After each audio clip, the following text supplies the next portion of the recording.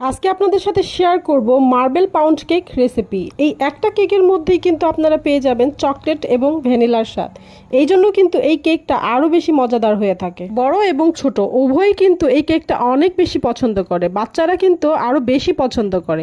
সেজন্য কিন্তু বাচ্চাদের টিফিনে এই কেকটা আপনারা দিয়ে দিতে পারেন। এই কেকটা বানিয়ে এয়ারটাইট বক্সে রেখে আপনারা রেখে দিতে পারবেন বাইরেই 3 দিন পর্যন্ত, আর নর্মাল ফ্রিজে রাখতে পারবেন 7 দিন পর্যন্ত।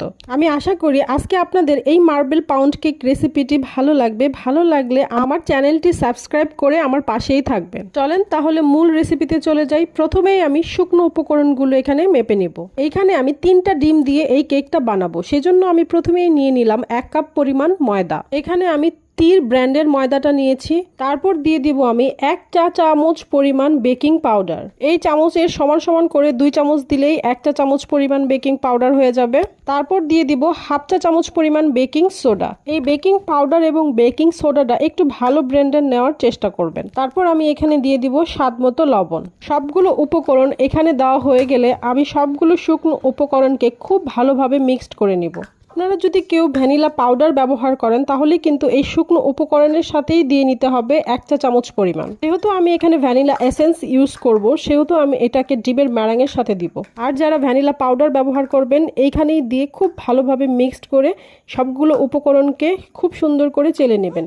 তাহলে দেখবেন যে লাম্পসগুলো থাকে এগুলো বেরিয়ে যাবে। সবগুলো উপকরণ চালা হয়ে গেলে একটা স্প্যাচুলা দিয়ে অথবা একটা চামচ দিয়ে খুব ভালোভাবে মিশিয়ে নেবেন, যেন আপনার বেকিং পাউডার, বেকিং সোডা এবং লবণ ময়দাগুলোর সাথে খুব ভালোভাবে মিশে যায়। মেশানো হয়ে গেলে এই শুকনো উপকরণগুলোকে আমি একটা সাইডে রেখে দিব। তারপর চলে যাব আমি ডিমের ম্যারাঙে। এখানে আমি নিয়েছি 3টা ডিম। অবশ্যই ডিমগুলোকে নর্মাল টেম্পারেচারে হতে হবে। আপনারা কেক বানানোর আগে ফ্রিজ থেকে আধা ঘন্টা আগে ডিমগুলোকে নামিয়ে রাখবেন যেন নর্মাল হয়। আপনার ডিমটা যদি নর্মাল হয় এতে করে কিন্তু আপনার রেজাল্টটা খুব ভালো আসবে। আর এই 3টা ডিমের কেকের জন্য আমি 1/2 কাপ পরিমাণ চিনি নিয়ে নিয়েছি। প্রথমেই আমি ডিমগুলোকে কিছুক্ষণ বিট করে নেব, তারপর ধাপে ধাপে চিনিগুলো দিয়ে দিব। আমি একবারে কিন্তু সব চিনি দিব না, আমি 2-3 বারে এই চিনিগুলো ডিমের সাথে দিয়ে মিক্সড করে নেব। এখানে চিনিটা আপনারা আপনাদের পছন্দ মতো কমিয়ে বাড়িয়ে নিতে পারেন। এখানে কিন্তু অবশ্যই আপনাদেরকে খেয়াল রাখতে হবে চিনিগুলো কিন্তু একবারে দিয়ে বিট করে নেবেন না, আপনারা 2-3 বারে ধাপে ধাপে দিয়ে চিনিগুলোকে মিক্সড করে নেবেন। তাহলে কিন্তু খুব ভালোভাবে ডিমের ম্যারাঙের সাথে চিনিটা মিক্সড হয়। আপনারা চাইলে এখানে তেলের পরিবর্তে 100 গ্রাম বাটার ইউজ করতে পারেন। আমি এখানে 1/2 কাপ পরিমাণ তেল দিয়ে নিয়েছি। আমি এখানে বাটার ইউজ করব না, আমি আজকে এটা তেল দিয়েই তৈরি করব।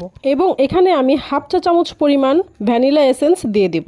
এই উপকরণগুলো দিয়ে আমি বেশিক্ষণ বিট করব না, 10 থেকে 15 মিনিট বিট করব। তাহলেই কিন্তু আমার একদম পারফেক্ট একটা ডিমের ম্যারাং তৈরি হয়ে যাবে। আপনারা